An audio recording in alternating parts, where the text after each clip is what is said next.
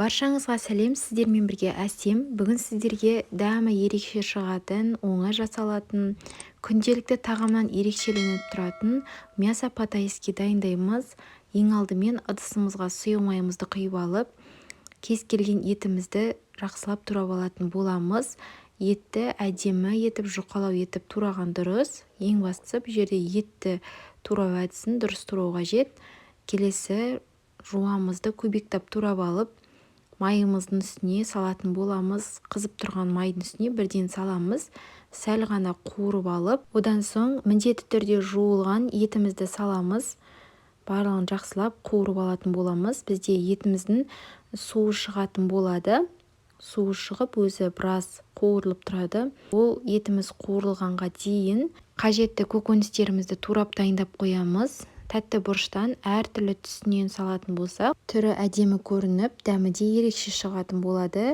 Келесі 2 дана сарымсағымызды алып, үкіштінен өткізіп, біздің қуырылып жатқан етіміздің үстіне салатын боламыз. Тәтті бұрышпен сарымсақтан басқа көкөністі қоспадым. Себебі осының өзінен де дәмі ерекше әдемі шығатын болады. Тұз бұрышымызды салып үстінен жақсылап барлығын қуырып алатын боламыз. Шамамен 1-2 минуттай қуырып алып, үстінен томатны пастамызды салып, яғни томат пастасын саламыз. Барлығын біркелкетіп араластырып аламыз. Барлығын салғаннан кейін үстінен 1 ас қасық ұнымызды салып жібереміз. Ұн біздің етімізді біріктіріп, яғни соусын біріктіріп тұратын болады. Сол үшін ұнды салатын болады. Ұнды салғаннан кейін шамамен 1-2 минутқа қақпағын жауып қойып қоямыз. Көп тұрып қажет емес, себебі ұн болғаннан кейін біздің қазанымызға жабысып қалуы мүмкін. Шамамен 20 миллиграммдай осындай соевый соусымызды қосып жібереміз. Барлығын біркелкі етіп араластырып, үстіне 2 стакандай су құйып, 1 рет араластырып жіберіп, қақпағын жауып, піскенше қойып қоямыз. Етіміз пісуге шамамен 30 минут қалған кезде осындай гарнирін дайындайтын боламыз. Гарнирға күріш дайындаймыз. Ең алдымен суымызды қайнатып аламыз. Қайнаған судың үстіне жуылған күрішімізді салып, үстінен 1-2 қасықтай ас қасықпен осындай сұйық майымызды қосып, жақсылап араластырып, қақпағын жауып қойып қоямыз. Баяу отта пісіреміз.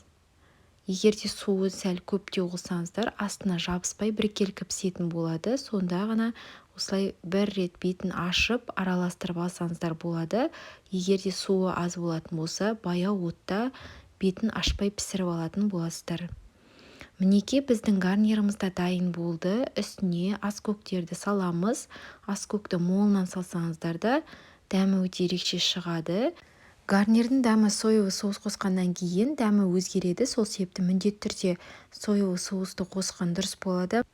Гарнирда пісіп дайын болды. Енді барлығын жақсылап тарелкамызға салып, дастарханға ұсынатын боламыз.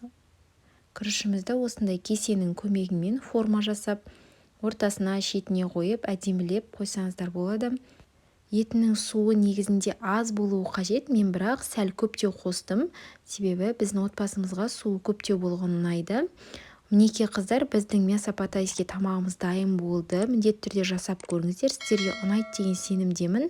Егер рецепт ұнаса, мені жоғалтып алмас үшін астындағы подписаться батырмасын басып, маған тіркеліп, астыңғы комментарий бөліміне өз пікіріңізді жаза кетіңіз, және де лүпіл басуды ұмытпаңыз.